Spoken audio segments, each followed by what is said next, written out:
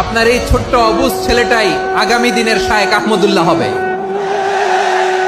আপনার হেফজখানায় পড়া ওই ছোট্ট ছেলেটাই আগামী দিনের আল্লামা মামুনুল হক হবে।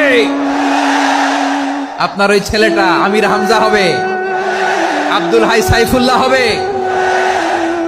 এভাবে বড় বড় আলেম হবে, তারা যুগ শ্রেষ্ঠ আলেম হবে। সেই একদিন এই বাংলাদেশের পার্লামেন্টে যে বক্তব্য দিয়ে যশোরের পক্ষে কথা বলবে।